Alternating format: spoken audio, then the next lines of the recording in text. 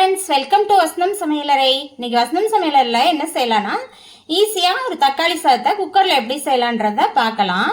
அதுக்கு நான் ஒரு கப் ரைஸ் எடுத்திருக்கேன்.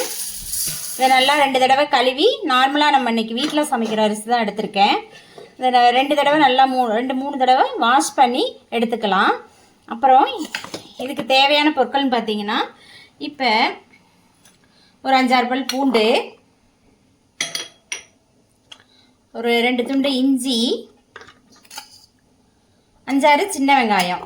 இதை நல்லா ஒரு 1-2 நசுக்கிக்கலாம். முழுசாக நைஸாக அரைக்காமல் 1-2 நச்சு எடுத்துக்கலாம் மிக்சியில்.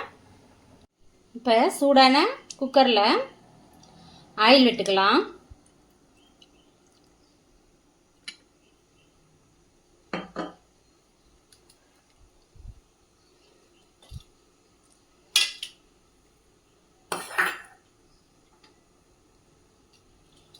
ஆயில் விட்டுட்டு தாளிக்கு தேவையான பொருட்கள்னு பார்த்தீங்கன்னா, பட்டை, 2 கிராம்பு, 2 ஏலக்காய், நட்சத்திரப்பூ, கடல் பாசி, இது எல்லாத்தையும் போட்டு தாளிக்கிறதுக்கு போட்டுக்கலாம். கொஞ்சோண்டு சோம்பு,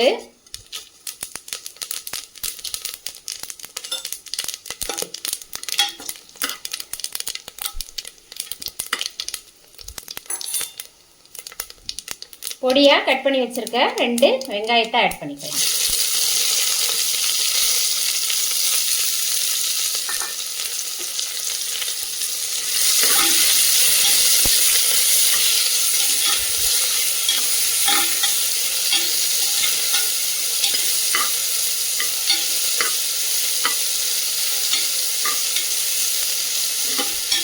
இது நல்லா பொன்னிறமாக வர வரைக்கும் நல்லா வதக்கி விடுங்க.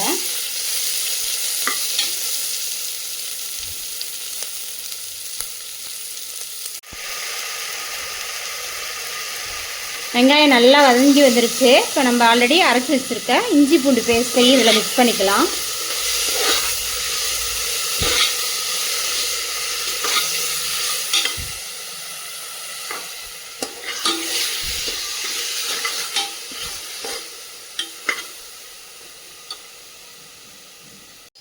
நல்லா இப்போ வெங்காயம் ஆனியன் நல்லா வதங்கி வந்துருச்சு.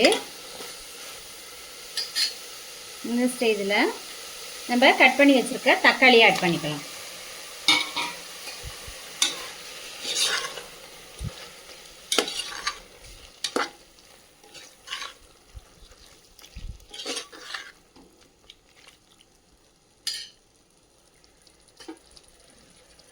தக்காளி ஆட் பண்ணிட்டு கட் பண்ணி வச்சுருக்க புதினா மல்லியை ஆட் பண்ணிக்கலாம்.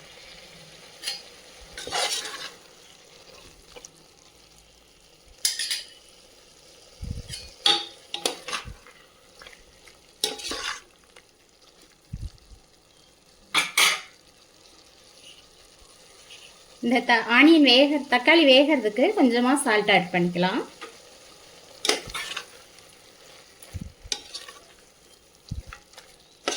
தக்காளி நல்லா வதங்கி வரட்டும்.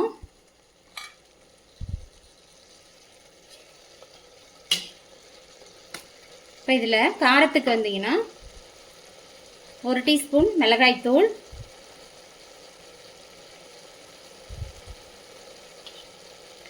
1 டீஸ்பூன்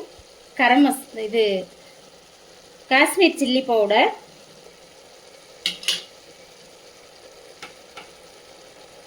1 டீஸ்பூன் கரம் மசாலா தூள் ஆட் பண்ணிக்கோங்க. இதை நல்லா கலந்து விடுங்க, வதங்கி வரட்டும்.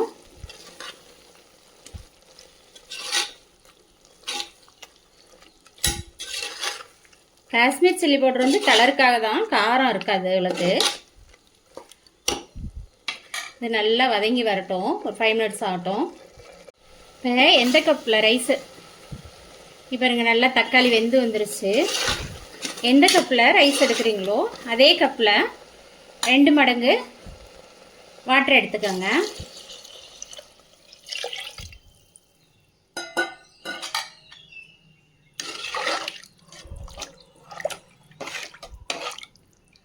அவ்வளோதான், நல்லா கொதி வரட்டும். அரிசியை 2 தடவை நல்லா கழுவி ஊற வச்சுக்கலாம். இப்போ நல்லா கொதிச்சு வந்துட்டு இருக்கு.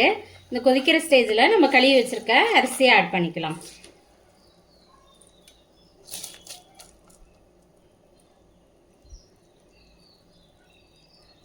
ஆட் பண்ணிவிட்டு அது நல்லா கலந்து விட்டுக்குங்க. உப்பு புளிப்பு காரம் எல்லாம் டேஸ்ட் பார்த்துக்கிட்டு, உப்பு வந்து நம்ம முன்னாடி தக்காளி வதங்குறதுக்காக கொஞ்சமாக போட்டிருந்தோம். இப்போ கொஞ்சம் மீதி ஆட் பண்ணிக்கோங்க.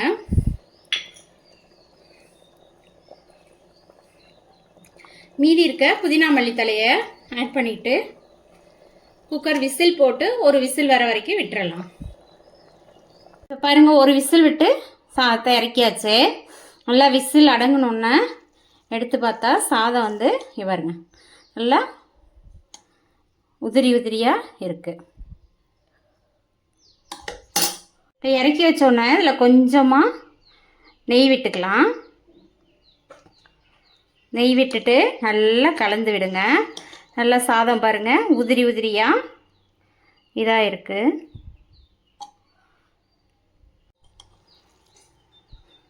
இது போல் நல்லா வெந்து வந்திருக்கு. இது போல் நல்லா கலந்து விடுங்க. கலந்து விட்டுட்டு அவ்வளோதான், நம்ம ஈஸியான குக்கரில் வைக்கிற தக்காளி சாதம் ரெடி ஆகிடுச்சு. இதோட ரைத்தா உருளைக்கிழங்கு வச்சு சாப்பிட்றப்ப ரொம்ப நல்ல காம்பினேஷனாக இருக்கும். ட்ரை பண்ணி பாருங்கள், செஞ்சு சாப்பிடுங்க. சாப்பிட்டுட்டு வசனம் சமையலறையை லைக் பண்ணுங்கள், ஷேர் பண்ணுங்கள், சப்ஸ்கிரைப் பண்ணுங்கள். தேங்க்யூ.